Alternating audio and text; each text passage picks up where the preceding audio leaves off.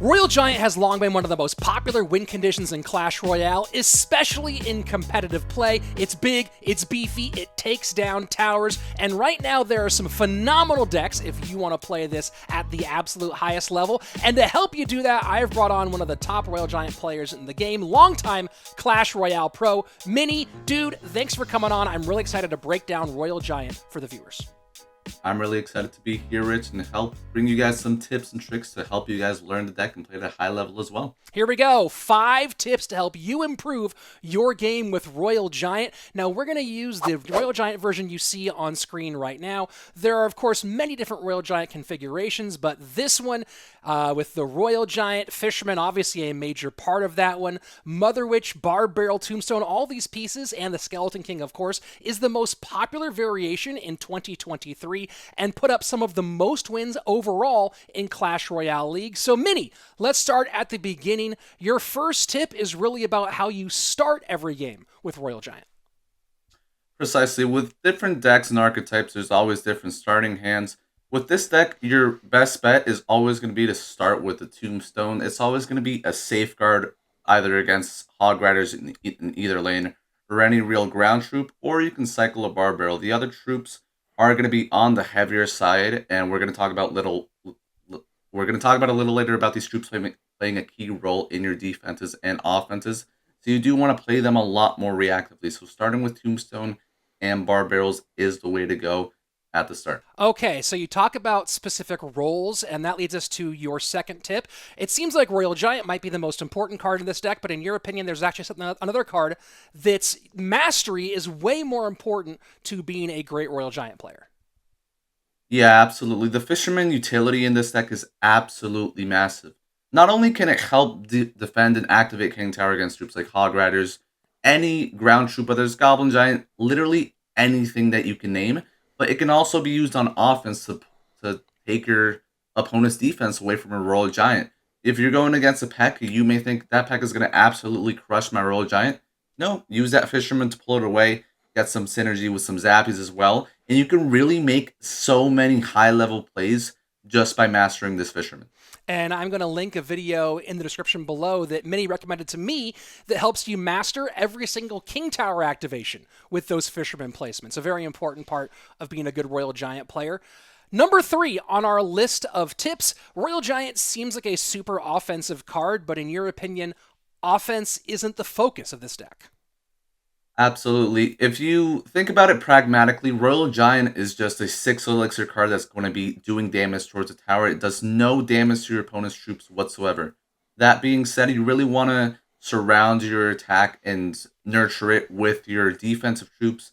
Defend with your Zappies, maybe your Fisherman. Maybe you're defending a Hog Rider with a Fisherman, and then you place a Skeleton King on top, your up elixir. And only then, when you're up elixir, can you drop a Royal Giant, whether it's in the opposite lane for some pressure because you have that Skeleton King ability on the right-hand lane, and you can create double lane pressure, or you can just capitalize on the major elixir advantage that you have. But you just really have to make sure that you're never throwing 6 elixir down the drain, because let's say your opponent just counters with a Skeleton Army or E-Barbs. You're just down whatever they counter your Royal Giant with, and you're consistently on the back foot if you don't know how to build up your Royal Giant pushes properly. Okay, that's very important stuff. Now, we talked about maybe not going super aggressive with Royal Giant. We talked about mastering your Fisherman placement. This is kind of a heavy deck, right? It's not like a cycle deck where you can recover easily, and it seems like it's very easy to misuse or overuse different cards inside this deck. So that brings us to kind of your tip number 4, which is about the roles of each one of the cards in your deck. Absolutely. In every single matchup, one of the support cards is going to be your key to victory, whether it's the Mother Witch, Zappies, or Fisherman, or Skeleton King. For example, you're going up against Graveyard, you definitely want to anchor off of your Mother Witch and be protecting that every single time, placing it behind your tower, and kind of baiting out the spells with your other troops. If you're going up against a guy without log and very little to no small spells, you're going to want to revolve around your Skeleton King to create very little pressure with that ability on one lane. That's going to allow you to get positive elixir trades throughout the match. Or let's say your opponent doesn't have small spells to get rid of your Zappies or a Fireball. Your Zappies are going to be a defensive anchor. We see this a lot with E-Giant, where the Zappies just can't be taken care of on your side of the board. and they can completely change the matchup by taking care of the E-Giant so effectively. So in every different matchup, you're really going to want to rely and identify on one set or pair or just one individual support card to really take you through the game and get you the dub. Well, that brings us to our final of our 5 tips so far, making good opening choices, mastering your Fisherman placements, defense first, offense second, identify your roles, and finally, number 5, and kind of goes back to how we talked about the opening tip, and that's building placement. Absolutely. Tombstone is such an undervalued card, and we don't see it in a lot of decks, but in this Royal Giant deck, it just fits right in. It's like we mentioned at the start, a safeguard at the start. Not only does it cover both lanes against troops like Hog Riders, but it racks up abilities for your Skeleton King. Let's say one of my favorite opening plays is placing my Tombstone in the safe position to cover both lanes against Hog Rider, and placing my Skeleton King in the back in the opposite lane. That way both lanes are covered, and then I can kind of dictate the tempo of the match in the first minute. Additionally, with this being said, we want to know the best Tombstone placements against Hog Riders when they don't have EQ. That way we make the Hog travel the most amount of distance. When they do have EQ, we want to know how to place our Tombstone outside of that EQ range so they can't get value. When they don't have enough elixir for any troops and they place a Hog Rider just at 4 elixir, we want to know that we place that Tombstone right in front of the Hog to get those skeletons to DPS that Hog down instantly. We want to be aware of all of these things and really aware of our surroundings when we're playing our Tombstone, because it can go really bad very quickly if we don't get value out of the Tombstone, because a little log can take care of all those Larrys. But playing it effectively, getting value out of it, can really set us up for success. Well, we have 5 really solid tips here, and 4 of them feel like they can really work for any Royal Giant deck, right? And then that 5th one, the Tombstone, a little more specific to this construction, but a lot of the top Royal Giant stuff using Tombstone right now. Great. Well, these are 5 really solid, very actionable tips. Let's go ahead and do a little gameplay, see if we can find a fun match, and test some of these out inside the arena. Here we go. All right, let's do it. Up against Wallace, who's, you and I both really big fans of Wallace. I'll be rooting for him pretty heavily to have a great performance at World Finals. It'd be tremendous to see him come out big. And Evo Skellies from Wallace. They've been making like the tiniest bit of comeback, and this looks like it's going to be bait. Yep, looking like it is bait. Once again, we started with a Barb Barrell, didn't have our Tombstone in cycle, and then we were able to get it in cycle. And you can see that the Tombstone controls one lane, and then we are able to play our Skeleton King in the other. And nice pull on the princess there. So obviously, you do want to get back to your Barb Barrel, and you should be back around to it now. That seems like we talk about. So one of your tips here, tip number 4, was identify roles, and it feels like the Barb Barrel's role is going to be exclusively just counter the Goblin Barrel. Yeah, definitely for sure. However, he is going to be able to outcycle me many times throughout this match, so I am gonna have to be ready with Mother Witches for the Goblin Barrels, with Skeleton King or Zappies. Okay. Mother Witch and Zappies are gonna be better than Skeleton King unless he places a barrel all on one side. Here I can start from the back with my Skeleton King just into this, and yes, Skeleton King isn't gonna counter as Miniminter, but this gives me time and not waste elixir to be able to play my Fisherman in the middle as this Miniminter walks into the lane. Because if I play my Fisherman in one lane, then he's able to just pop the ability and my Fisherman is ineffective. But if I play my Skeleton King first, then I can play my Fisherman like so, and my Fisherman survives. Okay, so we see him. This is what I was going to ask about, was he's going to try to protect that princess. Doesn't get the protection, but now this kind of nasty little, the Evo Skellies, and you're the Tombstone. Don't do this to me. Come on. Don't do this Come to on. me. Do you have the Barb Barrel? Do you have a Fireball? Do you have anything? Do you have anything? Oh, my word. So this puts you in kind of a tough spot. You do have a Barb Barrel available, but now you got to do something about the Mighty Miner.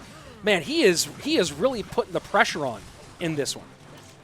Yeah, Evo Skeletons, we were able to get a decent punish there with the Royal Giant.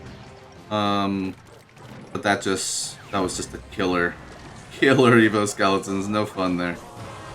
All right, so it seems like this Dart Goblin is going to be kind of a problem here. You see a lot of DPS, so Fireball comes in, great Fisherman pull, and that's going to be close to, I don't think it's quite, oh, you get one more shot. So not quite. Oh, it does! Tower goes down. 15 seconds left, and I don't think he has the ability to get this one here. Wow, what a crazy game. Okay, Goblin Barrel goes in. He's going tricky with it. You get all of them with the Barb Barrel, and that is a really excellent win. Talk to me about that matchup. Did you think that was, like, is that in your favor? Is that in his favor? Is that pretty even? Definitely felt in my favor just because he didn't have that log.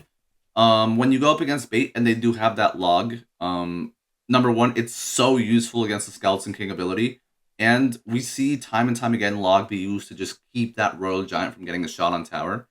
Him not having the ability to do that really changed a lot of interactions for him with him having the delivery. So I definitely would give that edge to me. Especially with him not having a big spell or even having the delivery, while it may be able to get good splash damage on my push at the bridge, I can work around that with playing my Fishermans in the middle of the bridge, playing my Mother Witch a little bit more stagnated towards the back, and just try to avoid that delivery value. So it's a bait excuse me, it's a bait deck that I can work around. Cool.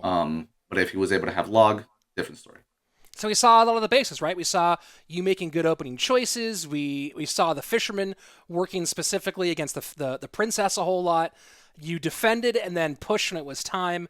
You put very specific roles in with the Barb Barrel. And then the Tombstone, we saw you trying to use that. Sometimes effectively. We saw a great one against the Dark Goblin. Sometimes ineffectively against the Evo Skeletons. But either way, we kind of got a good sample of everything. So a really fun game. Yeah, very fun and competitive game all around. Those evil skeletons, they're wild. So that's it for today's video. It was super fun. Mini, thank you so much for coming on, giving us a little crash course on Royal Giant. And I know you're doing some coaching on Royal Giant play specifically. Where can people find you if they're interested in that? Yeah, I offer all my coaching services on Metafy. Link is on my Twitter, and you guys can also check it out in the description below. And if you guys do want to take a step in the next level in this game, if it's something you're interested, definitely give me a shout. I will be more than happy to assist you guys with that. Yeah, I'll put those links in there, including his Twitter, @mini__CR.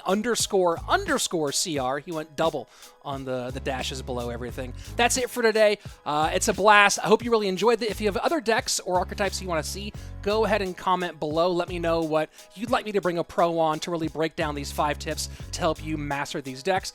As always, be excellent to each other and party on, dude.